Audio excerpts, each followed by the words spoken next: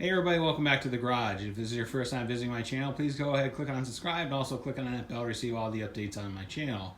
Alright, so this is the latest on the Ultra.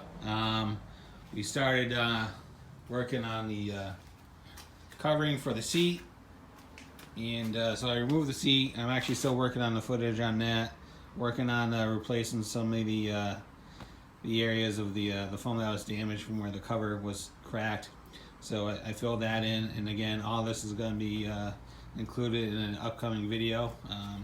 Had an issue with the cover. I actually had to send it back to the manufacturer, and the reason why is there's two cinch straps that go in through to the foam to basically hold it down, and the straps are about 2 inches too short. So I reached out to the seller, and he apologized. So that actually went back. I'm hoping I'm gonna have it back within 3 or 4 days. So, but in the meantime, what I've been doing is I've been going after the hood and stripping all the decals and everything else, and then I've been wet sanding and basically doing a color correction on the hood. And I've also took out the hood vents, painted those black, so they're gonna match what should be on the Ultra, so no more blue XLT. So the hood actually came out pretty good, and there's actually going to be a separate video as far as what I did and as far as what tool I bought that helped me to get to this point. But we wet sanded pretty much the entire hood, and we buffed it and everything else, and it actually came out pretty good. So this paint is called Black Sapphire Metallic. It's a PPG paint, and get in close. Now, as you can see, there's a lot of metal flake in it, and in the sun it really starts to pop, and depending on what light that you look at it, it goes from either dark blue or black. When actually I bought this hood, to me it just looked black because of a lot of the oxidation on it, but once I started cleaning it up, that metal flake came right through. So wow, I wasn't expecting this, but you know what, I think it's going to look good with the purple and pink graphics that came in with the Ultra. I think it's going to look good against this hood. Alright, so you're going to say, alright, it's great that you're doing all this cosmetic work, but you know what, essentially it's just a giant paperweight because there's no engine, and you're absolutely right. So I've been going back and forth for the last 2 or 3 weeks what I was going to do as far as trying to recover this. So as we know, the crank on this is bad. For the most part, the PTO bearings are shot. Those need to be replaced.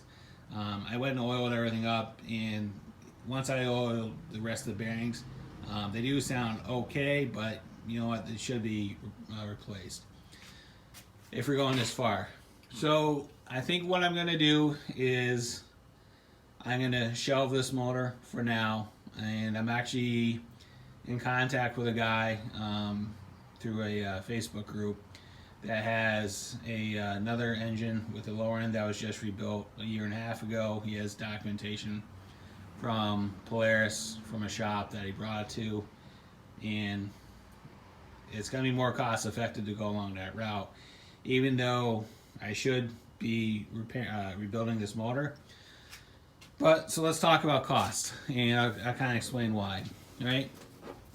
So as we know, there's not a huge demand for Polaris triples. Even on their best day, you know, A1 examples, you're probably looking at maybe $1,500 if you can get one, right? So, so if you start looking at the costs of what it's going to cost to rebuild this engine, I found a guy that has access to brand new cranks from Polaris sitting in a box for $350, which is a great deal upon itself. But all right, so that's $350. So at this point, if we're in that this far, you might as well do the top end. And to do a top end, pistons, rings, wrist pin bearings, and everything else, that's $170.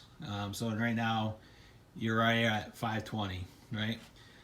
So the sensor on this guy is broken and it's no longer made, so you have to go find a used one, and that's around 40-50 bucks. So now we're approaching $600. You also need to purchase the gasket kit. That's another 70. So what are we at? Now we're on 640 bucks, and then the oil injection is missing, and that needs to be replaced. That's gonna probably be another $50 or $60. So with shipping and taxes and everything else, we're just gonna call it $750, right, to rebuild that engine, and that's on the lower side, and that's not accounting for any other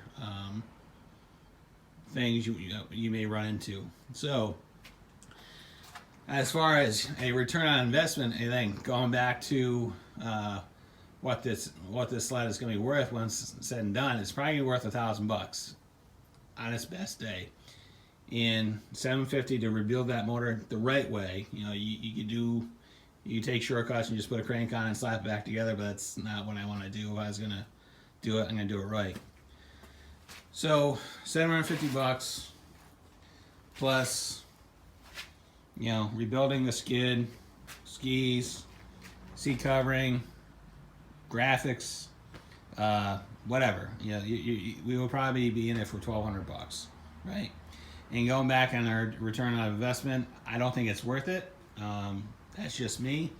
I would love to hear everybody's comments as far as what you would do in this situation. But let's face the facts. Even when this thing's done, if it gets 200 to 300 miles on it a season, that's going to be very optimistic. It's probably going to be used for trail rides and everything else. Vintage rides and maybe some local rides.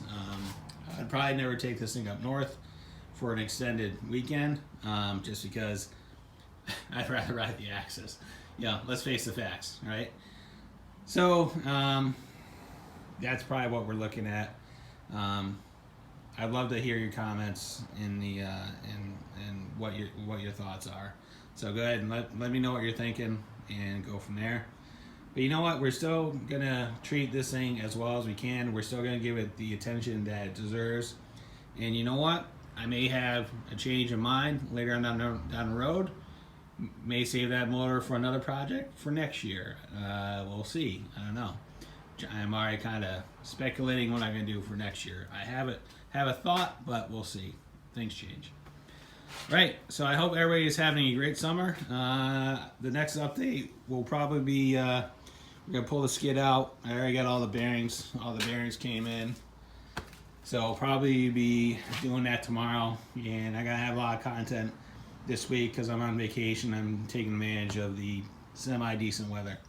All right, I hope everybody is having a great day. If there's any questions, comments, concerns, go ahead and leave them in the comments box. I'll get back to you as soon as I can. And as always, have a great day. See you later.